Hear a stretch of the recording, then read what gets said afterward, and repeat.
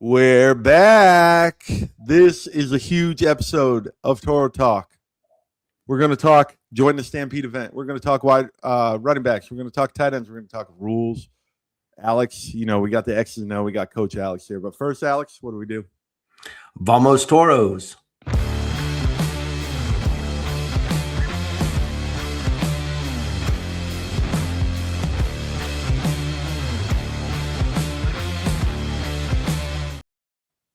Welcome, everyone, to Toro Talk. Our partners are Complete Care and South Texas Spine and Surgical Hospital. I'm joined, of course, by Alex Allman. I'm Brian Webster. It's our third episode, Alex. We're starting to get a groove here. We're starting to get groove. Football's coming real soon. Real soon. They say the third time is a charm, but I think we hit that already. Yeah. We've been doing this for a while. And then this is easy. This is easy because we're connected to the team. You got great owners. Players are very receptive. The coach staff's receptive. You got the legendary Glanville. The only thing we're missing are the jerseys. Hey. But they're coming, Alex. They're coming May 1st. May 1st is right around the corner. It's Friday, right? 5 to 8 at Backyard on Broadway. Join the Stampede event. Huge event. This is the must-see event for the Toros going into the season, the inaugural season of the San Antonio Toros. There's going to be a ton going on here. You're going to win prizes. Andy Everett's going to be there.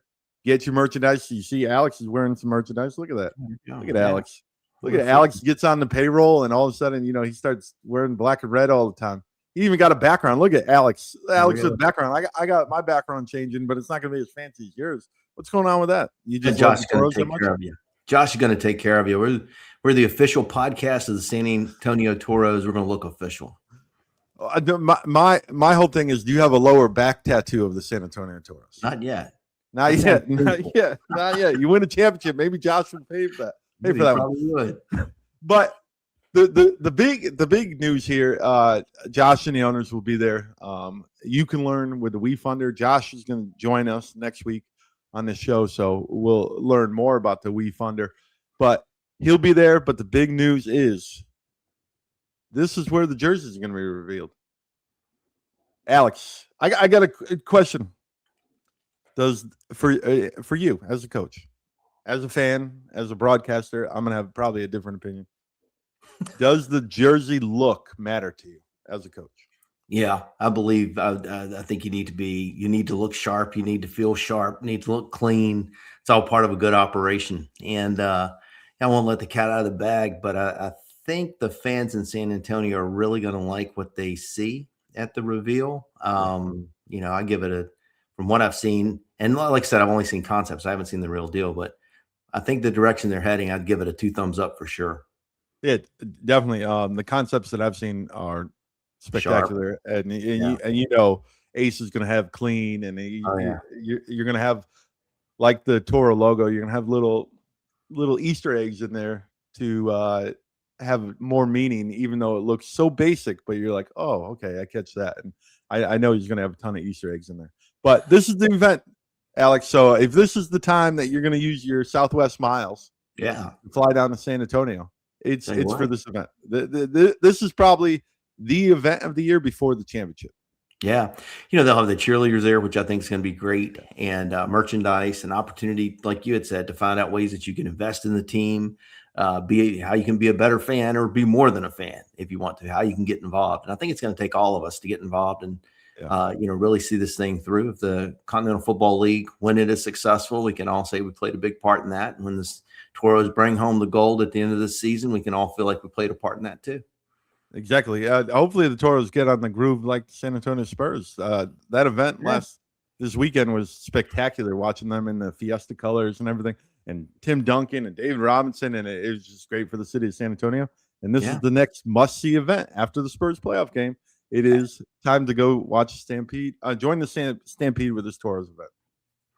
Absolutely. And for you old school Spurs fans that remember the Spurs all the way back to the American Basketball Association, I think it's, we've got something similar here.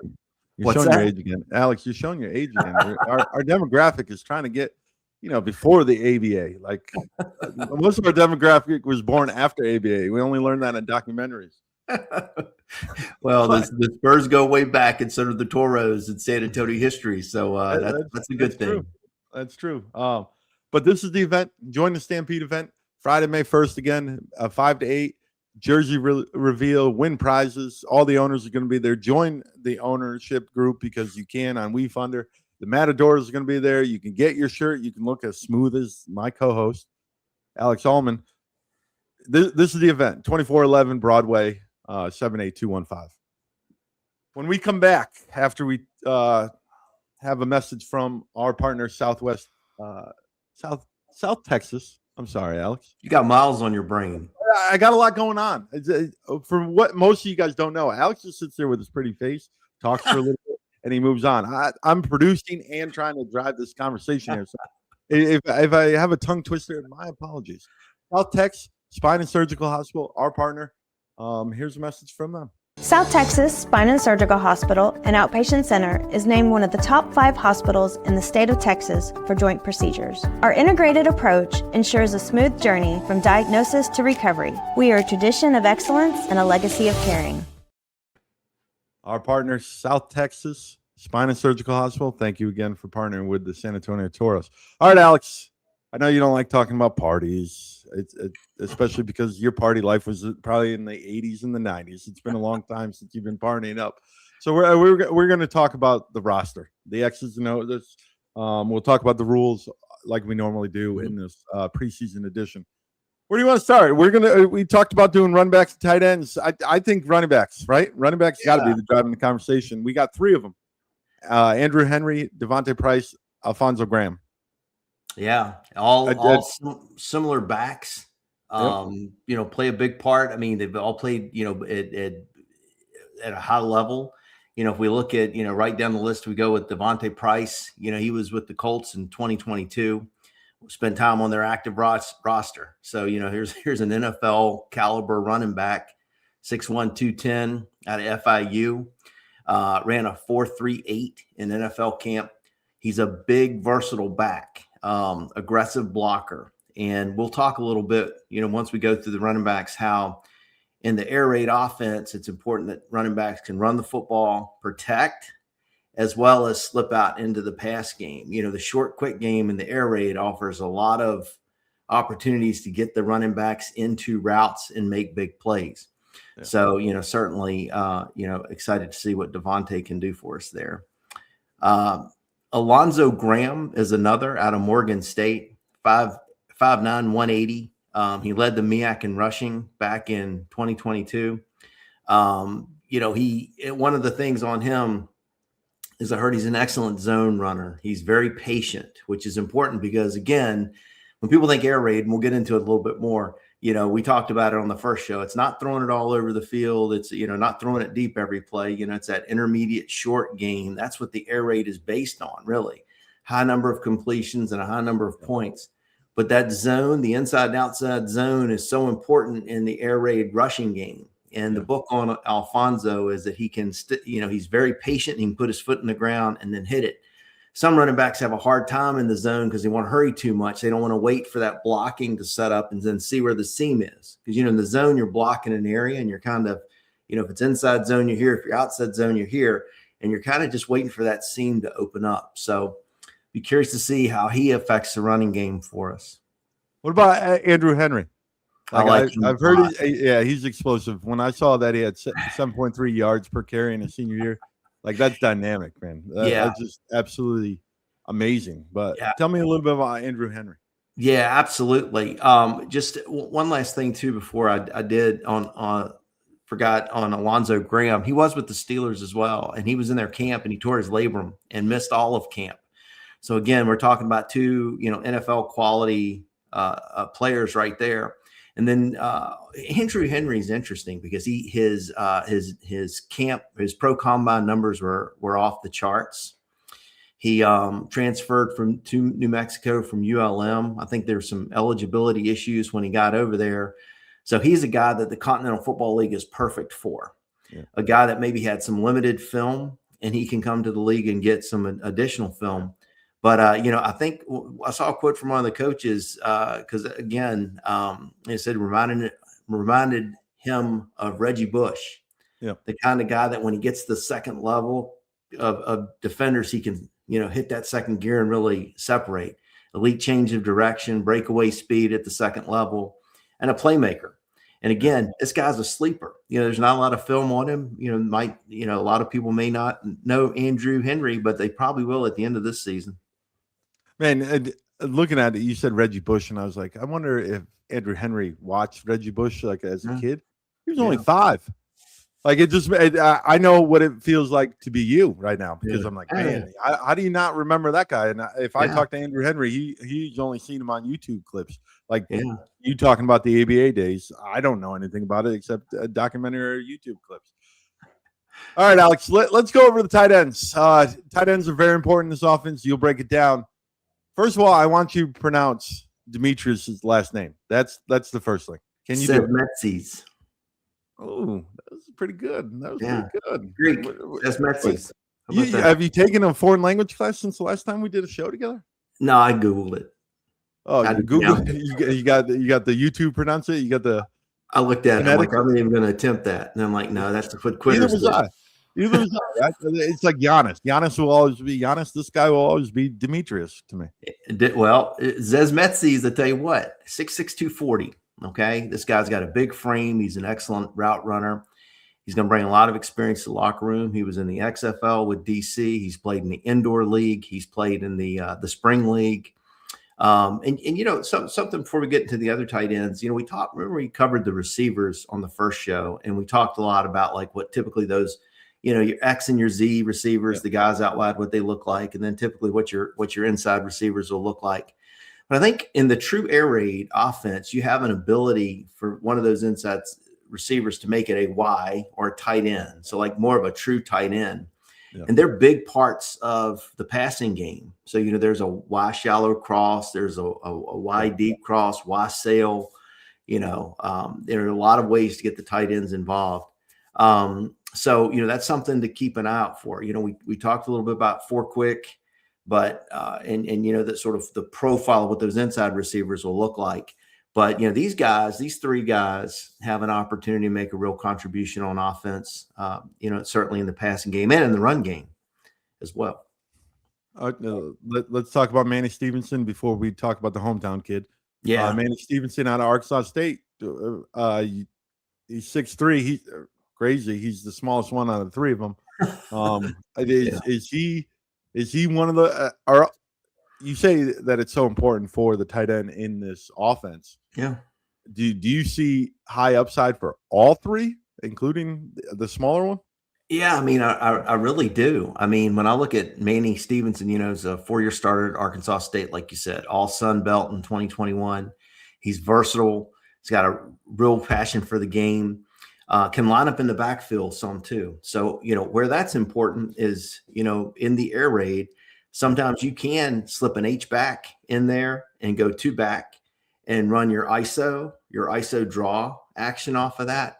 Yeah. So, more your 2 back type of run the football. So, we potentially could see him lined up in the backfield, or maybe he's out in one of those Z or X positions lined up wide from time to time. But, a real little guy, 6'3", 238. Yeah. Well, you look at the rest, and let's wrap it up with Brandeis High alum, UTSA, Oscar Cardenas.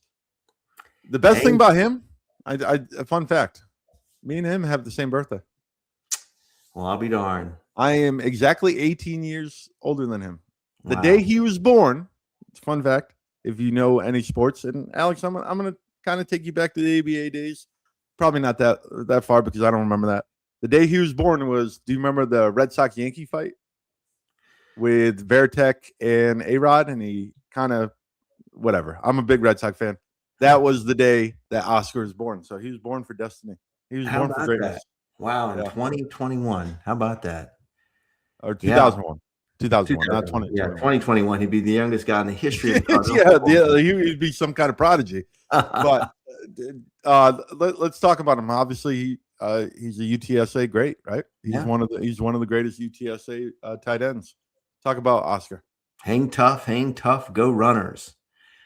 6'4", 265. So big guy, big frame. Book on him. Coaches say you throw it in his direction, he's going to catch it. Great hands, athletic, versatile. So again, he's a guy you can probably plug in numerous areas. He signed with the Arizona Cardinals in 2025. He's an NFL caliber tight end, 4-year starter at UTSA. He's got more catches than any other UTSA tight end in history. I love this signing when I saw it. I think he'll be fantastic in the air raid. He's going to be a handful too. That's the other thing too. When you're inside receivers, one of these big Y physical receivers, that's going to create tremendous matchup issues for the defense. Who are they going to put on them? They're going to put a smaller defensive back on them. Do they want to put a linebacker on them that then is mismatched when you're trying to cover the Y sail, or when you're going for a vertical and that guy's trying to get down the middle of the field. He's got a linebacker chasing him. I think these guys can be real matchup problems for defenses and can plug in the air raid offense very, very well. Awesome. All right, so we've talked all the offensive weapons. Obviously, we haven't talked about quarterbacks. If you want to learn about our quarterbacks, the producer has had an sit-down interview with a few of them, with Stan Bedwell as well.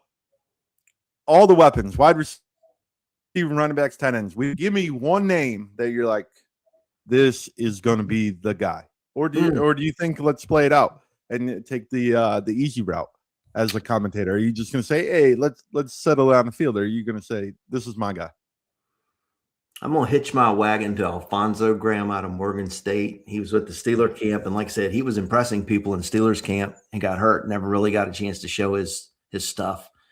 So I'm thinking from a running back standpoint, I would definitely say that, or from an offensive standpoint, if I have to pick one, I'm going to pick him to be my pick to click. Because again, in the air raid, when you think about the play side, the nice thing about the air raid offense is they always have some type of weak side action going on too with the routes.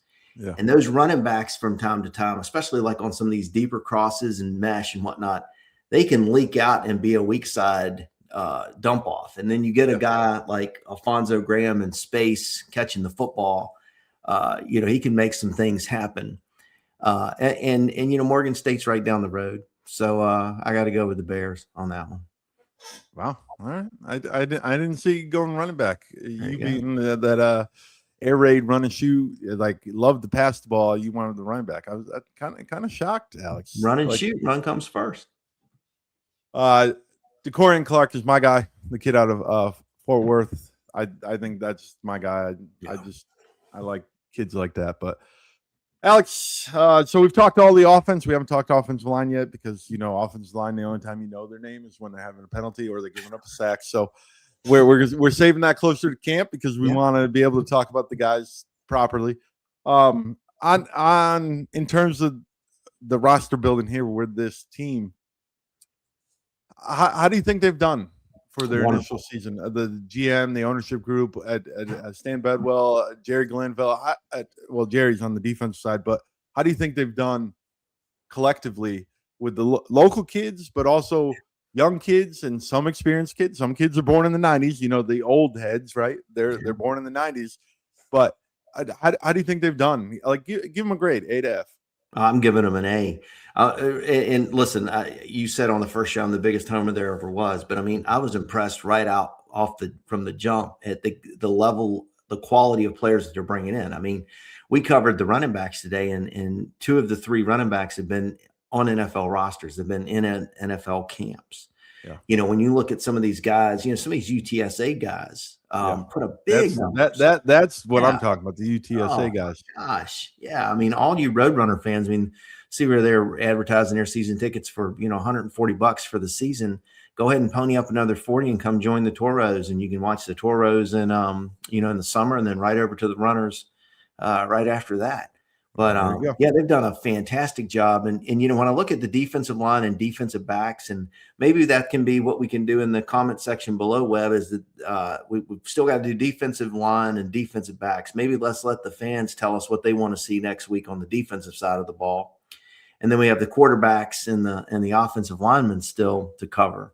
But overall, I really like what this team has put together. You can see on the defensive side of the ball, these are 3-4 Jerry Glanville type guys. You can see that. And then offensively, I'm just looking at this and I'm thinking, man, I'm glad I'm not going to have to be in that room on cut down day, because there's a lot of talent to choose from on this preseason roster. Exactly. Well, that's Coach Alex's segment. He loves it. He loves breaking down the guys. When we come back after a word from our partner, Complete Care, we will talk about Los Dos, which is an interesting rule here in the Continental Football League. But first, a message from Complete Care. When it comes to performance, one thing is true. You can't do your best unless you're feeling your best. Whether you're crushing it in the classroom to ace a test or pushing hard for that extra point, you have no time for downtime. So if you get sidelined by sickness or injury, just remember Complete Care. We have 3 convenient San Antonio locations, and we're open 24/7 to diagnose and treat you quickly. With X-ray, CAT scan, ultrasound, and on-site lab, we'll get you back in the game. Nowhere to go. Complete Care. Thank you for Complete Care for partnering with the San Antonio Toros. All right, Alex. As most people know, you're a world traveler. You read rule books on your flights. You read the rule book of the Continental Football League. You brought up Los Dos. So this is unique, right? Unique to the world of football. Right. That's right. And so explain this. This isn't one of those fourth quarter rules, right? This is the entire game. No, it actually is a continental shift rule. Oh, it is only in the fourth quarter. See, I didn't read the rule book. Alex did. So he's basically the head of referees for the Continental Football League. So Alex, I'm the Dean Blandino of the CFL or Continental Football League. No, Los Dos is interesting. When I first read it, I thought, man, that most interesting man in the world who does the Dos Equis commercials would really like this one. But it's a fourth quarter opportunity for the punting team to score 2 points. So basically how that happens is from any point on the field, if that punter can punt the ball over the crossbar and between the uprights, punting it through in the fourth quarter, that will be 2 points for the punting team. So, I think when I first saw it, I was like, I don't know how I feel about this. But the more I look at it, I really like it, because it adds another dimension to the kicking game. Like, we talked about the Rouge. Do I kick it through the end zone, or do I give up a point versus pinning them deep, or do I take the point versus pinning them deep? It's going to be the same thing here. Kind of kick it through the uprights for 2 points versus maybe kicking it out of bounds. I think the other thing it does, though, more importantly than sort of how it impacts the scoring in the game, I think it gives the punters an opportunity to, when they're being evaluated by NFL and CFL people, to show not only their leg, but their accuracy in being able to kick the ball. It's another, I remember we used to have Matt Mingle on Hammer Time a lot, and he used to talk a lot about, it's not just kicking it 15 miles in the air for 30-second hang time, kicking the ball 80 yards. A lot of his job's directional punting and controlling the game there. And I think this is going to give punters in the Continental Football League the opportunity to not only show off their legs, but then being able to show pretty accurate. Well, currently we do not have a punter on the team. Kenneth Almendarez is the only kicker on the team. Yeah. But so to talk about Los Dos, your coach, let's put on the headset here for you. You're down by 1. 3 seconds to go. You're at the 40-yard line. So you're talking a 53-yard field goal, roughly 55, 57, right? 57, yeah. 57, yeah. Are you going for the punt, or are you going for the field goal? That's why Coach Bedwell makes all the money. That's a tough one. I think you just have to know your personnel. Like, I think a lot of it could possibly even be, too, from a punting standpoint. Are you in the middle of the field, or your right half, left hash? Yeah. What's the wind condition? Do you line it up for your punter, or do you line it up for your kicker? Maybe. Because, you brought up a good point. I mean, it's an option. Let's say you're having trouble. We've seen kickers, these field goal kickers, go in funks sometimes, and you're down 1, and then maybe it's even a shorter field goal. But do punters at that time, I guess we've never seen this rule before, but do punters go into funks? Because now let's be honest, when they're trying to pin it right inside the 2-yard line, if they don't do it, it's okay. We can live with it. It's still at the 20 because he usually goes out of the back of the end zone or whatever. But now their job is even more pressure packed because it could change the outcome of a ball game. Yeah, I think it's also harder for me, at least, to control a punt versus a kick. Yeah. So you think about the kicking, the punting the ball, in the spiral, and you get it up in the air, whatever. I think that's a little bit tougher. But I can also tell you that a lot of the guys used to have fun trying to punt the ball through the goalpost before practice would start. People out there screwing around before you start stretching, and inevitably somebody's got a ball and they're trying to punt the thing through. So, that's another reason to watch the Continental Football League. That's another angle. We haven't seen that before. Yeah. While it is new and different, it's one of those things to me that still felt like real football. Like when I first read it, I said, I don't like it. But again, when you really take a step back, you're adding this extra, just like you quizzed me, and I don't have an answer for you yet. I'd say it's based on the personnel. Coaches are going to know who they got. But I think this is going to add a real extra dimension to the game, much like the Rouge. It's going to make it exciting. Yeah. Talking about specialists, I think they are the most unique characters. And I'm not saying it because they're weird or anything. I'm not criticizing them at all. It just the science that it's unreal. Like if you've never been around a specialist at a high level, it's absolutely unbelievable what they remember. Like how the wind is and where it was going on a certain kick and what they were doing. It's unbelievable to me that because as a fan, you watch and you go, it's nice kick. Like he's got a hell of a leg and great. Like, but like the actual science to it, it's just absolutely. And hopefully we can get our punter or kicker on here to talk about it because if you want to go behind baseball, right? Kind of look into it that you're going to hear the science, the whys, all that kind of stuff. It's interesting conversation. Yeah. 100%. For anyone that loves the game of football. 100%. Yeah. All right, let's talk about the other rule. You want to talk about this. I don't know how many people are. First of all, I'm going to ask you right off the bat without revealing what it is. Is the average fan going to notice this difference easily? Probably not. Probably not. So tell me why this rule, you want to talk about it and why it's important. Go. Yeah, great. So it's the neutral zone rule, which will be part of the continental shift in the fourth quarter. The neutral zone in the Canadian League is a yard versus, here it's in the U.S., as long as you're not encroaching over the ball, it's as close as you can get to the line of scrimmage without, the head over the ball into the neutral zone. But that 1 yard buffer is going to create a lot of chaos because a couple of things. One, I think it makes the defensive lineman able to move and you can actually stunt a bit before there's contact. You think about the U.S. game, they're firing off against an offensive guy. They're trying to get their hands on them, trying to get rid of them, or, trying to, drop a shoulder and slip through. The offensive linemen are used to taking a step and engaging right away, and it's a tight area. What's going to happen now when it's a yard between them? How does that handle things? But, you might have defensive linemen already moving, right, and starting their stunt before they're even engaged. So I think that's number one. And then obviously with the buffer, you're going to see a lot more, these third down conversions, 3rd and 1, 3rd and 1.5, where teams, no matter where they are on the field, are probably going to go for it. So, I think that's two things to look for. But, it's a small deal, but I think it's going to change. It's going to serve its purpose, which is, if you think about our league, is to put guys in situations where it's easier for Canadian executives to evaluate football talent and NFL executives and UFL executives to evaluate American talent.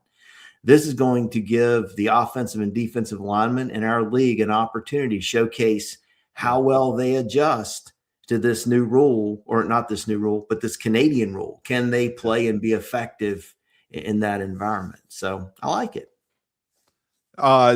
Do you think this is going to be a safer rule because they do have that more room? It's not going to straight head on, boom, boom.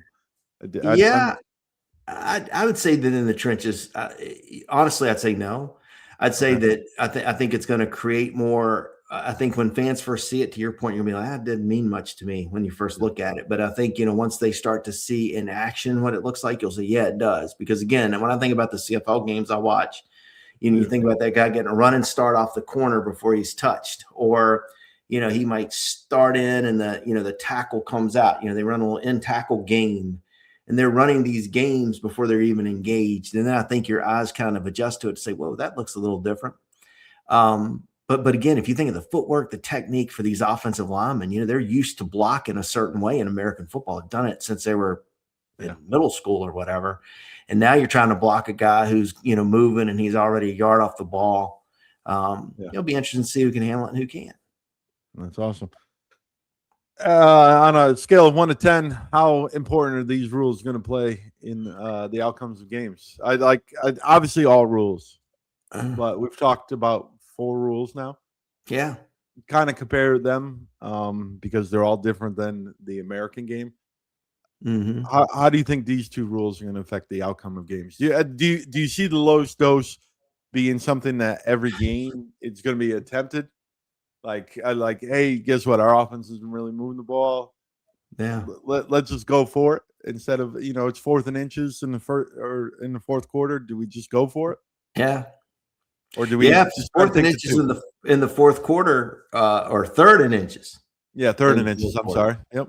Yeah, they're definitely going for it then, I think, because you got that buffer. So, I mean, like I said, in the CFL, they actually have a quarterback they'll run in, and he's their short yards quarterback. Yeah, yep. And they basically do the tush push, and that's it. I think that of the rules we've discussed so far, and we haven't talked about the no fair catch rule yet. You're giving away the next episode. Yeah, no yards penalty in that. There's so much to talk about. Yeah. I think the Rouge and this Los Dos can be the most impactful. And the Los Dos one, to me, honestly, is starting to grow on me. And I'm most curious about that because of just how the questions you were asking before. I don't know. I don't know how people are going to use that, which is going to make it even that much more fun, I think. And that's the reason why we consider Alex the expert on the show. He just says, I have no answers. I just say, I don't know. All right, Alex, we did another one, episode 3 of the new Toro Talk. Like I said, we're going to have owner Josh will be on the next episode. We'll talk more rules. We'll keep breaking down the roster. Football's coming. I know football is here for a lot of different leagues, draft season, all that. But Continental Football League is coming. Toros, more importantly, coming. Real quick to remind everyone, go to join the Stampede event Friday, May 1st. We'll have another show before May 1st, but we're going to keep talking about this. This is when the jerseys are going to be released. This is the event, the preseason event to go to before the season kicks off. Again, backyard on Broadway, 2411 Broadway, 78215. All right, Alex. We did it. We did another one. Are you happy with it, or we? Oh, I love it. This is great. This is fun. We are the Tennessee Hornets in that preseason game, a little over a month away. Can you believe it? And I'm excited. I'm really excited to be interested in when camp opens. Camp opens in like 3 weeks, I think it is. Yeah.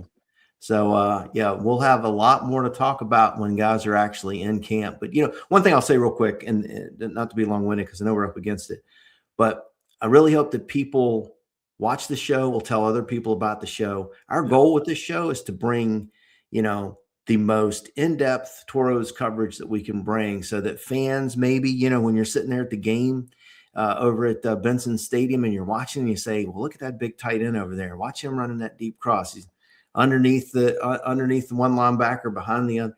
The types of things we're going to talk about here make you a better fan, smarter fan, but then to really get to know these guys too. These names will be familiar to you and help you enjoy the game more. That's really what we're here to do, Webb, other than just to sit here and crack jokes on each other and attempt to look smart. See, I didn't think you were going to throw that in. I really did. I thought you were going to end this episode play, but of course you're not going to.